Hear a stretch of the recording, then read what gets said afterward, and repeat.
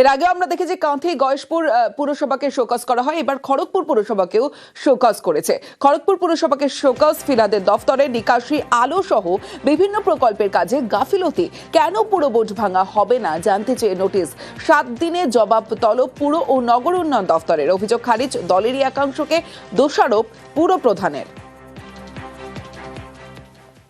এটা দিয়েছি যাতে এলাকা পরিষ্কার রাখতে হবে, আর জলের সমস্যাটা, লাইট তিনটে যেটা আমাদের মিউনিসিপ্যালিটির দরকার হয়, সে তিনটে কিভাবে হচ্ছে না হচ্ছে ওটা 7 দিনের মধ্যে ওটা উত্তর দিতে বলেছে। বোর্ড মিটিং ডেকে একটা উত্তর দিতে। বোর্ড মিটিংটা ডাকছি মঙ্গলবার দিন একটা লিখবো, ওরা কি বলছে না বলছে সবার মতামত নিয়ে তো লিখতে হবে না। সঠিক নোটিশ এসছে, এটা কোনো ভুল কিছু নয়। আমাদের সঙ্গে সেরকম আলোচনা হয়, আমাদেরকে বিরোধীকে আমাদেরকে কোনো দরজাও করে না, সেরকম পৌরসভা কাজও হয় না। মানুষ কি চায়? মানুষ পরিষেবা চায়, মানুষ ট্যাক্স দিচ্ছে পরিষেবা দেওয়ার জন্য। লাইট আলো চায়, রাস্তাঘাট একটু ভালো হয়, জলের একটা সুবিধা হয়, এটাই তো মানুষ চাইছে। এটাই পৌরসভা হলে আমরা পৌরসভার সাথে থাকবো। অন্যদিকে বসিরহাটে পুর বোর্ড বরখাস্ত। বসিরহাটে পুরসভার বোর্ড ভাঙা হলো। পুর ও নগর উন্নয়ন মন্ত্রকের নির্দেশে ভাঙা হলো। বসিরহাট পুরসভার দায়িত্বে প্রশাসক নিয়োগ করা হয়েছে। বোর্ড ভঙ্গের নোটিশ সব কাউন্সিলরের বাড়িতে।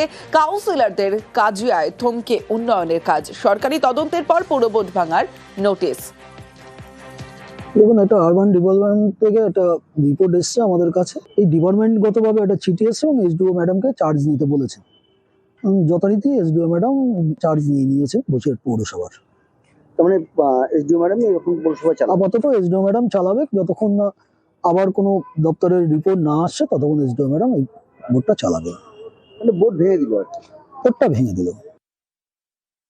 তৃণমূল পরিচালিত বসিরহাট পৌরসভায় সীমাহীন দুর্নীতি, অপদার্থতা এবং বসিরহাটের যে সাধারণ মানুষের যে চাহিদা, যে পরিষেবাগুলো তারা পেতে চেয়েছে সেইগুলো প্রদান করতে ব্যর্থ হওয়ার কারণে যে চারিদিক দিয়ে অভিযোগ গেছে, আর সেই অভিযোগের ভিত্তিতে বোর্ড ভেঙে দেওয়া হয়েছে।